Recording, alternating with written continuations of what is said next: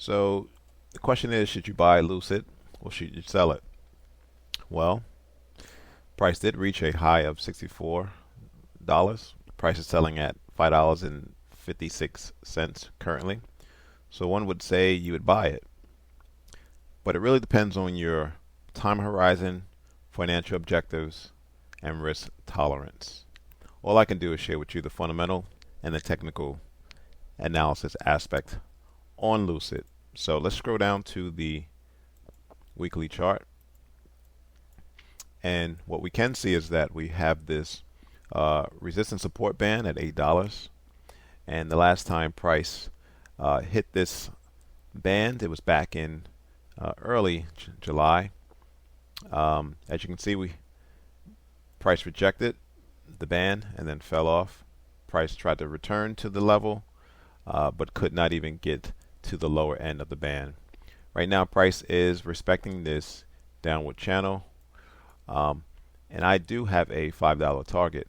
But before we continue with the analysis, as it is testing all-time lows, let's look at the fundamentals for 1 second.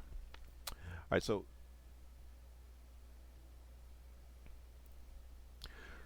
Lucid Stock is hitting new all-time lows amid the recent correction in growth stocks on fears of a hawkish Fed. Lucid is now down 19% for 2023 and fell as low as $5.44 during the intraday trading. Lucid went public in 2021 during a widespread euphoria towards green energy companies. Lucid was the biggest special purpose acquisition company known as SPAC merger until then, before Grab took the honors later that year. And Churchill Capital 4 stock soared over 500% on rumors that it would merge with Lucid Motors. Now, the EV bubble reached this tipping point in November of 2021. That's the time that Rivian went public, and we've seen Rivian at one point surpass $150 billion. At the time, Tesla had a $1.2 trillion market cap, and Lucid itself had a market cap of roughly $90 million. Let's fast forward to 2023, and Lucid's market cap right now is less than $13 billion, even as stock trades at a fraction of its all-time highs and is revisiting all-time lows. Still might not have bottomed. Here's why. Now, on the positive side, Lucid Motors is not a zombie company, unlike other EV startups. We've seen a couple of EV startups go bust in recent months and or continue to raise capital through the financial markets, diluting shareholder value in the process. Lucid has the backing of Saudi Arabia's sovereign wealth fund. This is huge, which has poured billions into the loss-making venture, including $1.8 billion in 2023 alone. It's also worth noting that Aston Martin has also partnered with Lucid to buy electric motors and batteries, so that should be a revenue stream for Lucid moving forward. But why can the stock fall more? Well, in general, you got 1, 2, and 3. The macro environment is challenging for automakers. The EV industry is facing troubles. Demand for Lucid cars is not that strong. So let's summarize all 3 points here. So although interest rates are near its peak, they do continue to rise. We saw the Bank of England just raised their interest rates last evening. So with that, you have less money in consumers' pockets.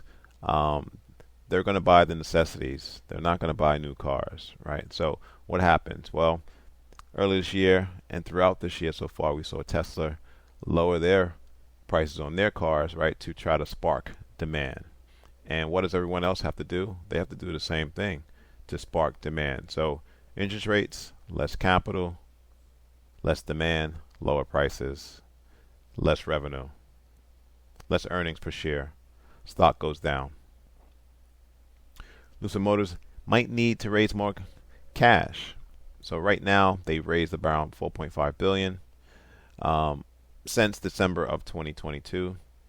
Despite having liquidity of $6.25 billion in total, it might need even more funds to fund its cash burning operations. The car making business is very capital intensive, so you need cash to build those factories, those facilities to make the cars. Now let's talk about valuation. Although Lucid is near all-time lows, it's not cheap. Its next 12-month price to sales multiple is 22x, way above comparable ratios for other startup EV pairs like Rivian, Xpeng, and Neo. So getting back to the charts, that was the fundamentals. Now the technicals say and suggest price is going to continue to decline.